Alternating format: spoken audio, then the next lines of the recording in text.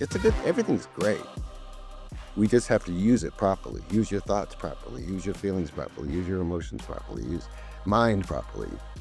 From humble beginnings, Insurance Claim HQ has grown to one of the largest property casualty firms in the country. We didn't do it alone, and you shouldn't either. Every week, we're talking to claims professionals and top experts from all over, all to help you grow your business and make you stronger. Let's level up together. I'm Galen Hair. Welcome to the Level Up Claims Podcast. Every leader wants to make better decisions. So what do? We read more books, we collect more data, we build better systems, and we spend more time analyzing every possible outcome. But what if the biggest obstacle isn't a lack of information? Today's guest, Steve Barton, believes high performers often get trapped by fear, self-doubt, guilt, and shame. Not because they're not capable, but because they've never learned to recognize those patterns. After building a successful business and developing his coaching framework, Steve now helps leaders make clearer decisions, trust their intuition, and perform at a higher level without burning themselves out. Now, I'll be honest, this is not a normal podcast for us. It's not the type of topic we usually discuss. In some ways, this is a little bit harder to grasp, but I wanted to put this on the podcast and I wanted to bring this to you guys because it really works. So with that said, let's jump in.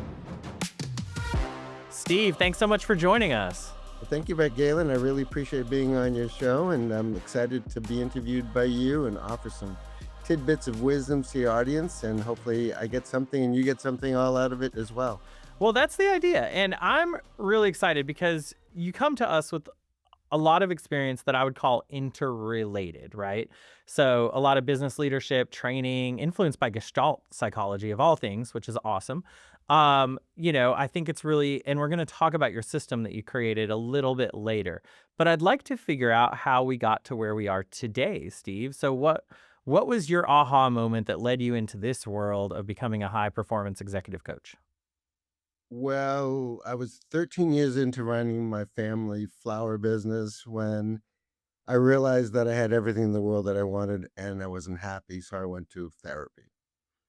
And it was a month and I went there, and that's exactly what I said to the therapist. And he said, I just told him, he said, why are you here? And I just told him that. And he goes, and I said, how long is it going to take and what can I expect? And he says, well, typically I say 3 months. I'm going to say to you a month and a half because you're halfway there. I knew I was messed up and I used the F word in front of him. So he laughed. And then he says, what you're going to get out of is mental health. I had no clue what mental health was. And now I base my career on mental health. And that's what the game of 10's all about, which we'll talk about later. But I'm really into personal growth and development. And if you're a leader today, you better be on that game too, because that's where it's at. Because that's where you'll outshine the competition every time. Warren Buffett was interviewed by Becky Quick on an interview, and she said, for Warren, for the first-time investors out there, what would you recommend them to invest in? He says, that's simple, personal growth and development. Yep, exactly. Yep.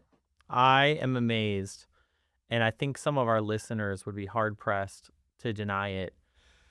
They would still deny it publicly, but I think they'd be hard-pressed to deny it if they were being honest, if they were asked, are you actually happy, right? And some of these people I know have the nicest things in the world, right? The sports cars, the houses. I don't know what rich people are into these days. The boats, the planes.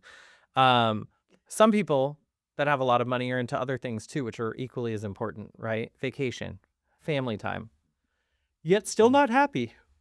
I know people that actually, one of the things we tell these people, right, is spend more time with your family, spend more time on experiences that will make you happy. And some of them still aren't happy. And I think that's a really key indicator of also where the business is headed, candidly, because I feel like so many of those businesses crash and burn because the leader eventually checks out in some way, shape, or form because they're not committed to the success of the business because it's not committed to the success of them. That is, I'll get off my soapbox for the rest of the podcast because this is you as the guest, not me. So I guess let's start at the beginning, right? Why is it that smart leaders, really smart people who are good at their business, still make bad decisions? Well, it's because they haven't resolved unhealed trauma in their life. And so the reason they're not happy is because they think there's a carrot at the end of the stick. Well, what they don't realize is they are the carrot.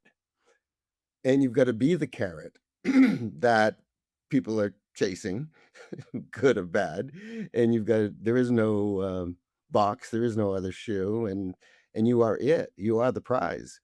But so often people get stuck in this mindset of I'll be happy when, and no, you won't. You'll be happy for a moment, and then the next shiny object comes up, and the next best thing, or the next best boat, or airplane, or whatever it is they're chasing. But it's they're chasing happiness, and the fact of the matter is they're happy being miserable. And Yeah. once you understand that, this is it. You created your experience. How are you going to change it? So I think first of all, just admit you're not happy. Get some help. Get a coach. Get a therapist. Talk to somebody who can help you. Because the interesting thing is, in the game of 10, there's two games being played. The game often played. That's the game often played 1 through 9. And typical high achievers are operating in the seven, eights, and nine range. And the funny thing is, not funny, but the reality is we attract at the level of our awareness. So you can't get out of it. You're stuck in it because your support system is right there. Your partners, your children, society, everything you watch is your awareness is tuned to that frequency. So telling somebody it's really great. No, it isn't. I'm seeing it. And they're absolutely right to them. Yeah. So they really have to be willing to see things differently before the changes can occur. And that gap between 1 and 9 is going to be filled with some sort of addiction. It has to be. And the biggest addiction, according to Eckhart Tolle, which I agree with, is in the world is overthinking. And that's what I'm going to talk to the audience about. The game of tens about using your thoughts, but not being your thoughts. Yeah, and I think that's a point worth making. And just before we move into the game of 10, which is a lot of fun to discuss, especially because of the play on words. But visiting your family's flower business for just a second. Mhm, You grew that, if I remember correctly. I think it was like 200,000 in annual sales to over 2 million. That so you 10x'd your family's company. Um, mhm. Obviously, lots of lessons to be learned there. And the obvious question that I'm not going to ask you, but everyone else at home is thinking, well, how did he do that? That's what I want to know. I want to know how to 10x my company, right? But it occurs to me, and yes, of course, everyone wants to 10x their company, right? But um, it occurs to me that there was a bigger realization there for you that has kind of, based on everything I've read, everything I've done in preparation for this podcast, I'm willing to bet that there was a realization during this time that business success and internal confidence are not the same thing. And in fact, you can have lots of success and very little confidence. Fair? Mhm. Yep, Okay. exactly. And, that led you to go to therapy. I mean, there's an obvious joke there, right? Which is why didn't you just stop and smell the roses? But, um, you know, I, Love it. I had to, I couldn't avoid it. But you didn't. You couldn't stop and smell the roses. You were on this treadmill of growing your company and building it and building it and building it. And you did something that very few business leaders do, which is you took a successful company. We're not talking about a brand new flower company with $0 in sales. Anyone can 10x that. I can 100x that. All I need to do is a good month, right? And then I Yep. can shut down and call it victory. But you took a decent, I mean, 200,000 obviously is not, 1-800 flowers, but it is decent for especially any kind of local floral company, and you took it to 2 million. That's taking a Now successful business and making it uber successful. But thank you. it wasn't enough for you. And I think that's the point is as we move into the game of 10, I guess what aspects of this process of 10xing your family's business, what what aspects of these realizations or these challenges really led you to develop the game of 10? Well, from day one, I'd never got along with my business partner, who was my father. Mm. So there was that. I love him. He passed away a couple years ago. He was 92. He had a stroke. He was at an FTD convention. He and my mother. I was leaving for the country for one-way ticket to Europe to study floral design. I'd been at my grandfather started the greenhouse, and then my father took over, created a flower shop next to it, very tiny, maybe 600 square feet, 400 square feet, very small. And he grew it from 0 to 200,000. So I give him great kudos to do that. Uh, so so I always knew, and I worked in the flower shop since I was 8 years old, designing flowers starting at 8 years old and selling them. And so I went to business. So I went to high school and had a typical, you know, junior high, high school, elementary school, and then I went to university here in Portland, Maine, got my business degree, which was great to have that done. There were challenges there. I have ADHD, and I was bad in math, so I had quit for a year. Took a calculus class at nighttime, got a B plus in it, said, I'm going back. And I broke my fear of math. So I learned about breaking fears. I think that was one of the first things that I did was break a fear of something I was told I was average at or not good at.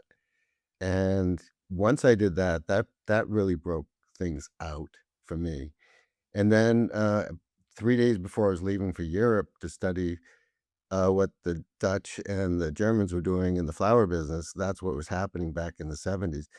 And I got a phone call from my mother. They were at an FTD convention, Floral Trans World Delivery Wire Service convention. And I said, your father's had a full blown stroke. You can't leave. You need to run the flower business. I was 22 years old. So the good news is I was prepared. I knew I couldn't work with him. I loved him, couldn't work with him. Okay. Yeah. So it was sad, not sad, I mean, it's sad, because right? And that's okay. It's okay to take a second and realize that for some people, depending on both their personality and the personality of the others, working with family or loved ones is just not possible. And that's okay to acknowledge, I think. it's hard. Family businesses. I was on the board of the Family Business Institute, and I think a lot of people that haven't gone into family businesses, you're dealing with a strategic business, and then they throw intimacy into it, Yeah. and that makes it very messy. And family, and just intimate family stuff into a strategic. We got stuff to get out. We got business to deal with. And then someone will throw in family stuff. It's like so it can be complicated when there are very few boundaries, and I think that's what it was, that there were very little boundaries, that were adhered to. Yeah. Yeah, no. And that I think that happens often. Um, Mhm. Game often played. well, and I was gonna get there. So you say most people unknowingly operate in what you call the game often played. So what is the game often played? Well, the game often played is 1 through 9 versus the game of 10, and the game of 10 is based on the premise that we're all appointed 10 at birth. And then we have life situations that are disappointing. People disappoint. People, place, and situation. We get disappointed, and the level of the disappointment can be minor, get you to 9. It can be major to get you to 1. Trauma, abuse, consistent, habitual disappointment. And if we get stuck there in that level of awareness, fear, self doubt, guilt, and shame, and conditioned into that, that's our level of awareness. Um, Dr. Bruce Klimt, look at his name, Dr. Bruce talks about the years 0 through 7 that we are conditioned unconsciously. We're in state of theta. So oftentimes we take on family traumas, those are called the generational traumas, and if we'll pick them up from our parents or caregivers. Bruce Lipton. So anyway, we oftentimes work from that unhealed child, the inner child that's unhealed and if you don't do the work with it and let go of the stuff that disappointed you or traumatized you or and then you were conditioned routinely with it, you're going to stay in that level of awareness. And that's where the gap between 3 and 10 is where we mask. We become the saboteur. We become the um, we can never get to 10 because we're going to sabotage it every time. So that's where a lot of people reach to the level of whether it's 6, 7, 8, even 9. Nines are highly successful people. Most of the people I work with, 7, 8, 9. And I get my job is to get them to 10 because at level 7, you get 70% of what you ask for. 8, you get 80%. 9, you get 90%. 10, you get 100%. Never happens the way you expect it's going to happen. Not going to happen at the time you expect that you say it's going to happen. So there's a lot of faith that, and there's a lot of surrendering. There's a lot of um, letting go of outcomes. So, uh, is it spiritual? It's philosophical. It's life. It is what it is, and a lot of people have a hard time letting go of power and control. And when you let go of it, you have it. There's the big paradox right there between the game often played and the game of 10. It's a shift in perception. It's letting go is having. Hmm. Letting go is having. I like that. So let's talk about that a little bit. So, I mean, obviously, so the Game of 10 framework is I wouldn't call it complex, but it's certainly detailed and it's Well, quite thought out and it's infinite. researched. It's infinite, actually. The game of 10, 10 is infinite. And how do you explain it? Yeah. It's Yeah, well, yeah. and that's the thing, right? So, do you ever get anyone to 10? Because my perspective after reading everything was really 10 is the aim, but not necessarily the achievement. Here's the essence of it. We're all 10. We've never not been 10. You can never not be 10, but we get conditioned away from it.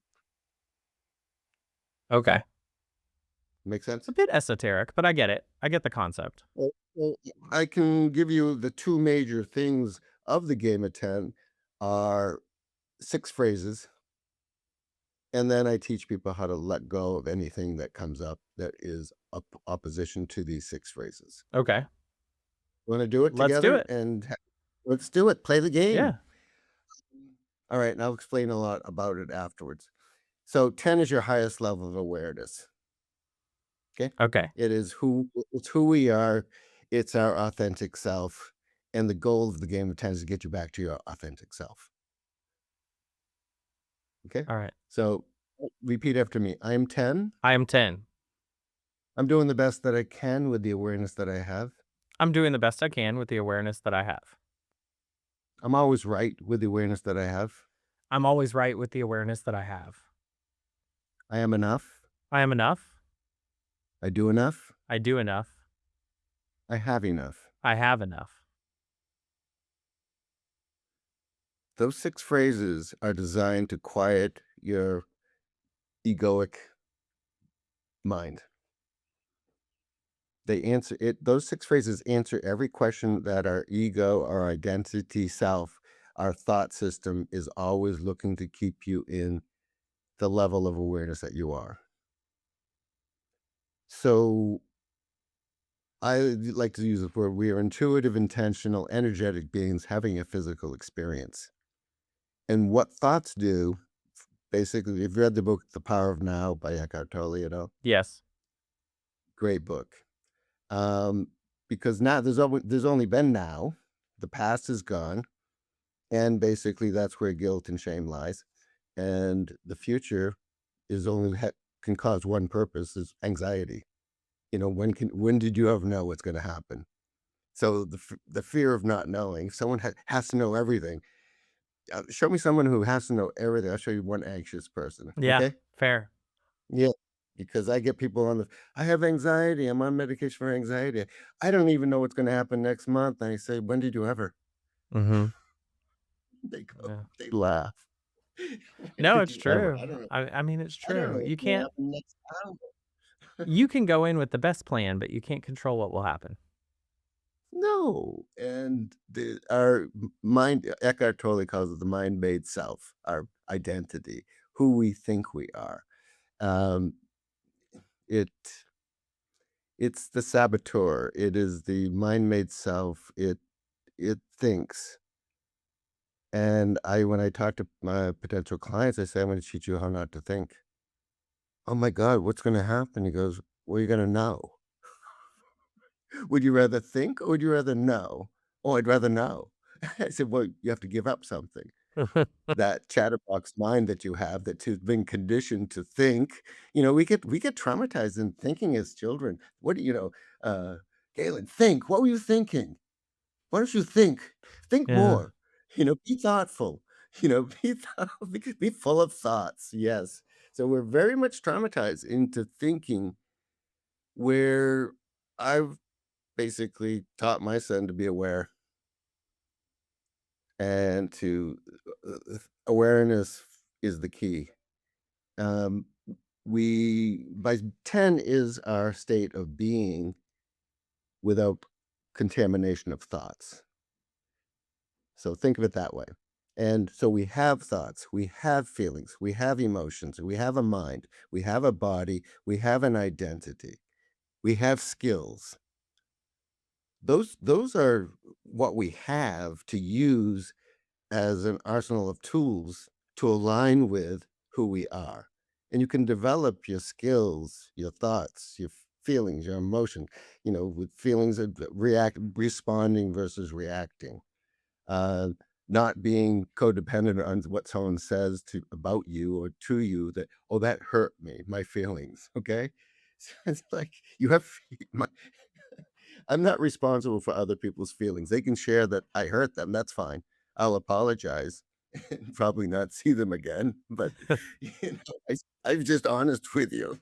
Well, I didn't like that. Can't you lie to me and say something nice? No, I can't.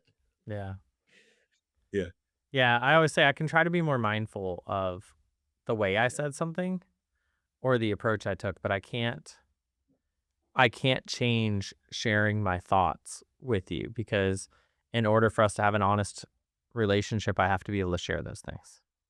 100%. 100%. And if they can't take it, I'm not nice, I'm kind. Okay.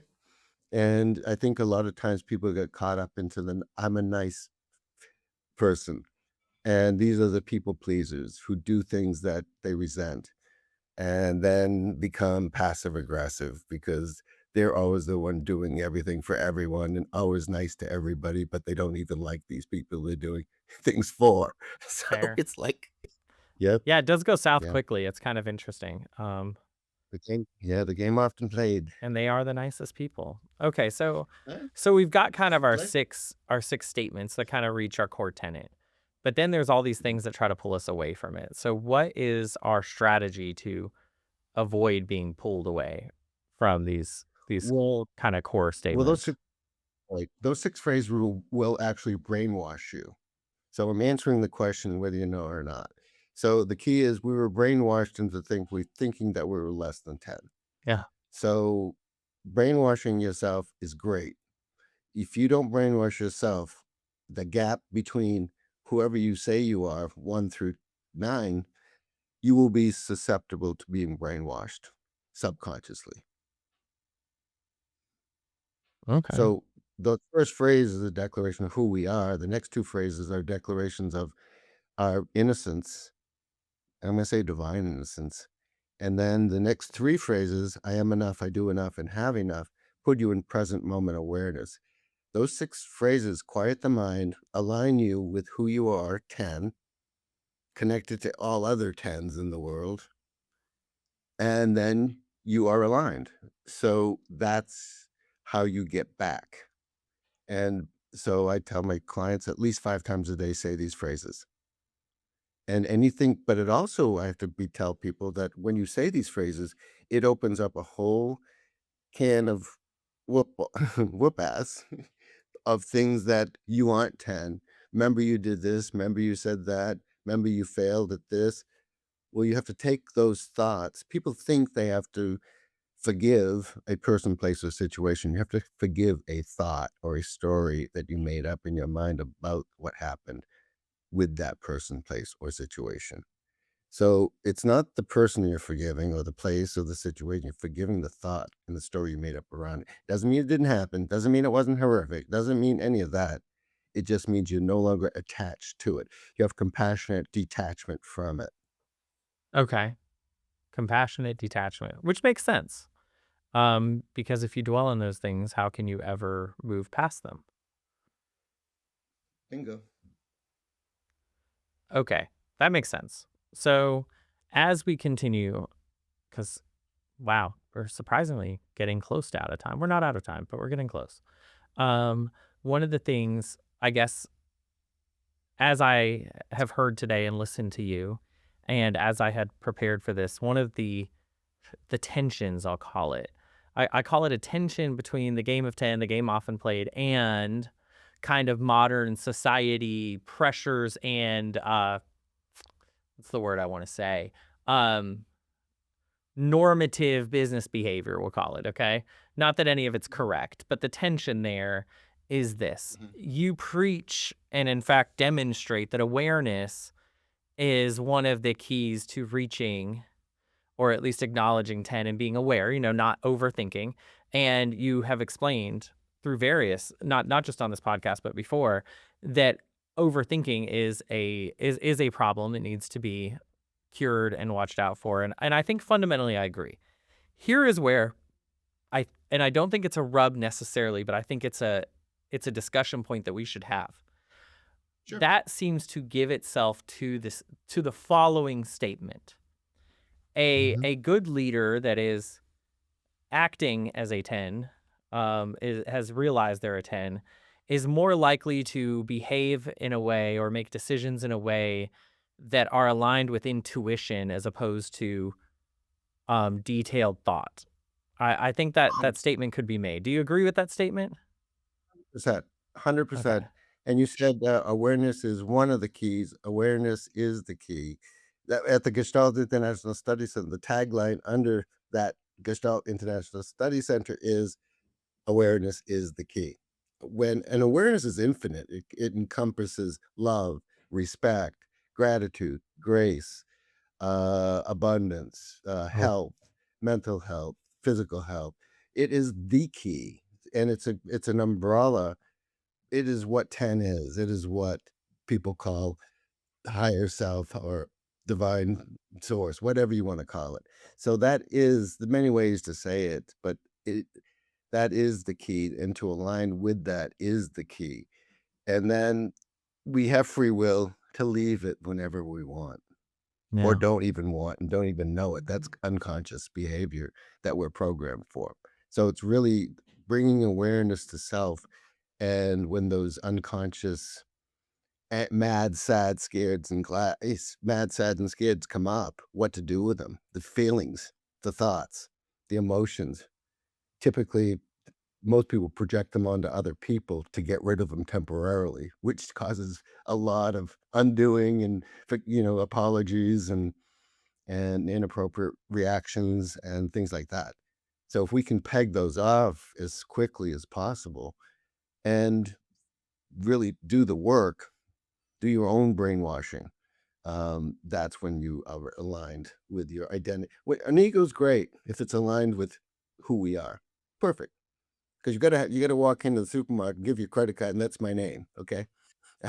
I'm not conscious awareness running around this town being being a guru. You had identity is a great tool. Yeah. It's how people can identify you and your skills and your reputation and your commitment to others. And it's a good everything's great. We just have to use it properly. Use your thoughts properly. Use your feelings properly. Use your emotions properly. Use mind properly. Body. Everything in service to self and others. Well, and I guess this is where the question comes in, right? And because I hear you and I believe you. I think you and I have these listeners today listening to this podcast, and Most of them are in the insurance claims industry. So I mean, I'll say the obvious. Maybe not so obvious to our listeners, but it's true. If you are listening to this podcast right now and you are in the claims industry and you have not gone bankrupt, you are quite smart because you have figured out how to take on some of the most advanced, some of the most resourced entities in the world.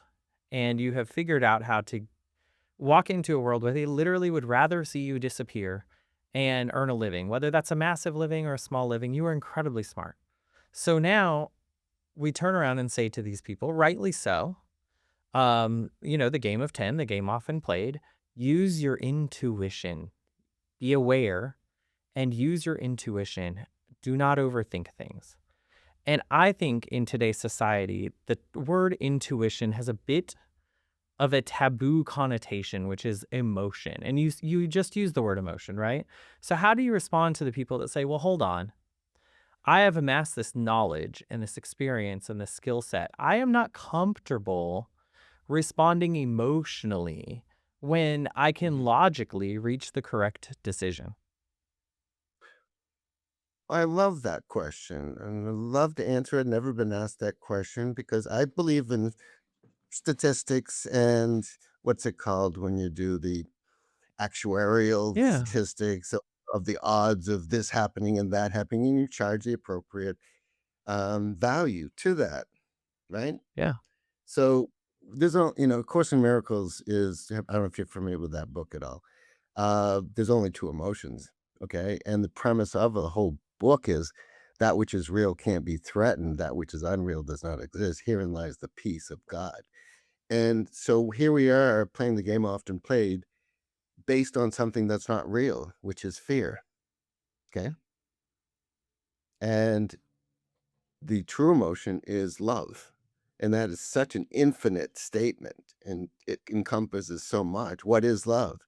It's respect, it's trust, it's honesty, it's all the attributes, the highest level of attributes that we have. And what is fear? It's take, it's lack, it's entitlement, it's self-doubt, guilt and shame, fear. It's all those negative aspects that we all hate about other people.